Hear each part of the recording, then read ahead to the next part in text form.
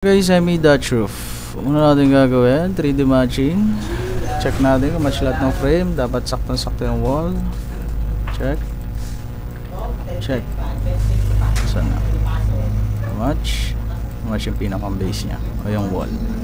And after mag-match, kunin natin yung bridge. Yan. Doon tayo kuha sa gilid para sakto-sakto. Then move natin sa gitna. Then match. Make sure lahat ng frame match yung pinaka main ridge nya. Medyo kulang ng konti, taas natin ng konti. So, sakto na.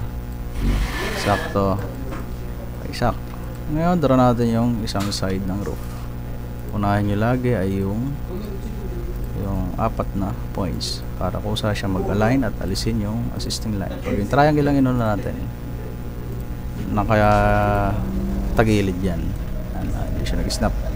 Hindi nag-snap, check lang natin tong gilid na to, tapos snap po dyan.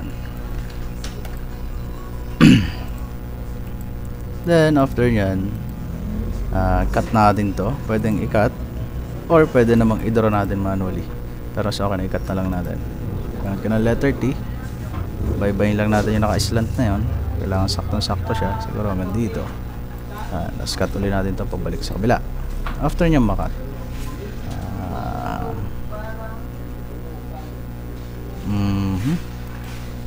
pwedeng i-cut na lang din natin to sa part na to. Yan. Cut, tapos cut na lang natin din doon, or ito lang muna. Yan. Tapos gawin natin to ng, pwede mag-S-tool na lang, tapos point ka doon, reference, para magsaktong-sakto siya. Pag nag-purple, stop ka dun. O, takpan mo na tong part na to. So, takpan mo na uli. Tapos ito, merge natin. Yan. Pag ayaw niya mag-merge, draw niya manual eh. Bawa, ito. Yan. Ayaw niya mag-merge. Select niya yung dalawang part. Nag-merge siya. Pag ayaw niya mag-merge, delete nyo lang. Tapos draw niya manual eh. So, kasi hindi nag-merge, meron yung gap na maliit. Yan. So, ulit. Point. Make sure na pag magdodraw tayo ay point to point. Yan. Space bar pag magko-close na. Diba? Tatakpan natin to. Yan. So same lang yun. Kapag both sides ay ganun ang style, i-draw nyo lang siya as normal roof. Then cut nyo na lang. Diba? Wala yung gap. Kaya kalalabasan yan. Then draw natin yung part na to. Siguro ito, ganito na lang. Ayan.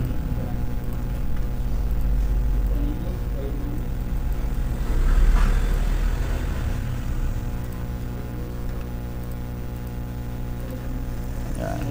Ayan, tapos na. Check nyo kung may miss part. Ito, kung deck ba yan, maliit masyado. Ito, deck ba to? Check natin kung may height. Check natin bang mukhang merong konti. So, capture natin. Pag hindi nyo matrace dito, let's say yan, pwede matrace natin dito. Yan, trace natin siguro hanggang dito lang, kasi hagdan na yun eh.